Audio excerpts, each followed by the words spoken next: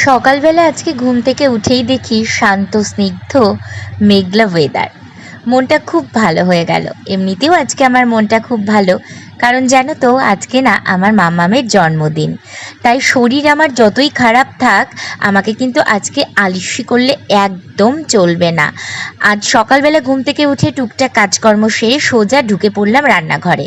আর এদিকে দেখো, বৃষ্টি কিন্তু অলরেডি শুরু হয়ে গেছে। গতবার না আমরা মামামের 6 বছরের জন্মদিনটা পাহাড়ে সেলিব্রেট করেছিলাম। আমরা নর্থ সিকিম গেছিলাম, আমি আমার বাড়ির সবাই মিলে ওখানে সেলিব্রেট করেছিলাম মামামের বার্থডে। আর এই টমেটোটা দেখলে, ওটা কিন্তু আমাদের গাছের আমার কর্তাবাবু লাগিয়েছিল। আর সকাল সকাল ঘুম থেকে উঠেই রান্নাবান্নায় ব্যস্ত হয়ে পড়েছি।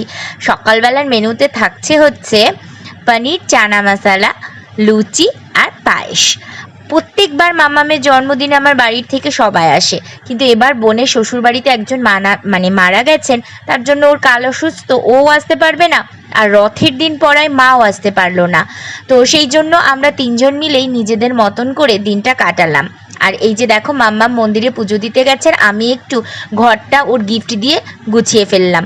এখন জানো তো সব থেকে খুশি হয় কিসে? সাজুগুজুর জিনিস দিলে।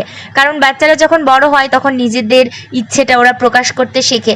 আর আমার মেয়ে সাজতে খুব ভালোবাসে, তাই আমি ছোট ছোট সাজুগুজুর জিনিসগুলো দিয়ে একটা মেকআপ বক্স, চুড়ি, নেল পলিশ, টিপের পাতা, আর ওর বাবা আর আমার তরফ থেকে একটা সোনার কানের দিয়ে ওর গিফটের ঝুড়িটা সাজিয়েছিলাম।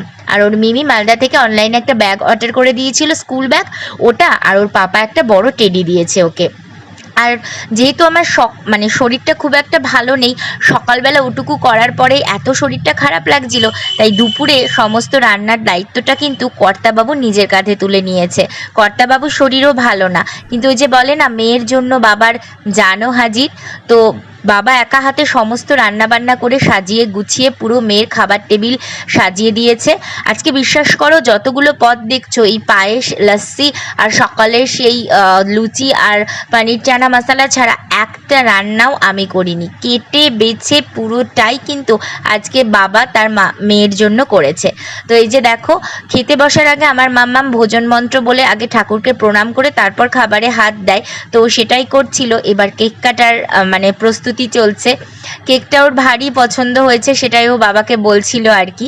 তো এইভাবে কেক কেটে দুপুরবেলা মাম্মামের আমরা সবাই খাওয়া দাওয়া কমপ্লিট করে একটু রেস্ট নিয়ে বেরিয়ে পড়েছিলাম রথের মেলায়। রথের মেলায় যাওয়ার একটাই উদ্দেশ্যই জগন্নাথের দড়িটা টানবো রথের। তো এই জিনিসগুলো আমি আমার মেয়েকে এখনও দেওয়ার চেষ্টা করি।